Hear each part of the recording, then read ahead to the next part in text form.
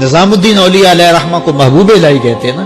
ان کا واقعہ بھی علماء نے یہ لکھا ہے، صوفیاء نے، کہ ان کے شیخ حضرت بابا فرید الدین گنج شکر رحمۃ اللہ تعالی علیہ ایک دن موج میں آ گئے اور کہا کہ نظام الدین محب بنو گے یا محبوب بنو گے؟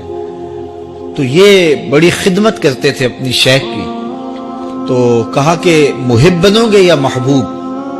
تو کہا حضرت اگر اجازت ہو تو اپنی ماں کو نہ پوچھاؤں. اللہ اکبر! ان لوگوں کی مائیں بھی تو صاحب حال ہوا کرتی تھی. تو کہا کہ اگر اجازت ہو تو اپنی ماں کو نہ پوچھاؤں کہ محب بننا ہے یا محبوب بننا ہے؟ کہا جاؤ تمہیں اجازت ہے. تو گھر کی طرف روانہ ہوئے. ایک آدھ دن کا سفر کیا. راستے میں ایک فقیر تھا مجذوب، جو راستے میں بیٹھا تھا. حالت اس کی عجیب سی تھی. تو یہ سلام کر کے گزرنے لگے تو وہ مسکرا کے بولا محب بنو گے یا محبوب؟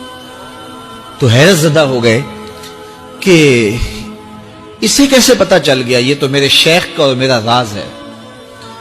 تو رک گئے. کہا کہ حضرت اگر آپ بتا دیں تو بہت اچھا ہو. کہا نہیں ماں سے پوچھو، جو وہ بتائے گی وہی بن جانا، اور اگر ماں نے نہ بتایا تو کل آ جانا، اسی وقت یہاں ملاقات ہوگی، پھر میں بتا دوں گا. خیر چلے.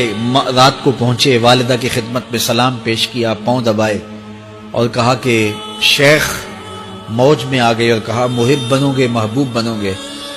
تو میں نے کہا ماں سے پوچھ لوں. تو میں اماں جی آپ سے پوچھنے آیا ہوں، راستے میں یہ واقعہ بھی ہوا. تو ماں نے کہا کہ بیٹے تم صبح ناشتہ کر کے پلٹ جانا، اور وہ جو راستے میں تیرے دل کی بات بوجھ گیا وہ کوئی صاحب حال تھا، وہ تمہیں صحیح بتا سکے گا کہ محب بننا کہ محبوب بننا.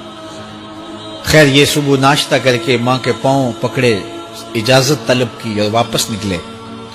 اور وہاں جا کے دیکھا تو کوئی فقیر نہیں ہے. بڑے حیرت زدہ ہوئے. دائیں بائیں سے پوچھا کہ یہاں کل ایک بابا بیٹھا تھا. کہا وہ تو کل کے فوت ہو گیا. تو کہا اس کی قبر کہاں ہے؟ کہا قبر کس نے بنانی تھی اس کی؟ وہ گندگی کے ڈھیر پہ لوگوں نے پھینک دیا.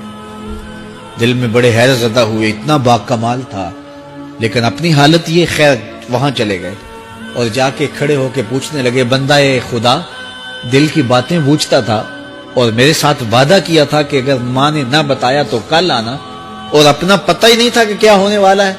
یہ بات کہی تو بابا اٹھ کے بیٹھ گیا. عرش فرش تے بانگا ملیاں تے مکے پہ گیا شور، بلے شاہ سا مرنا ناہی تے گور پیا کوئی ہور.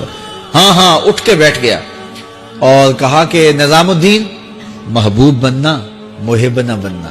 محبوں کا یہ حال ہوتا ہے، نہ کفن ملتا ہے نہ دفن ملتا ہے. محبوب بنو گے تمہاری قبر پہ بھی میلے لگیں گے.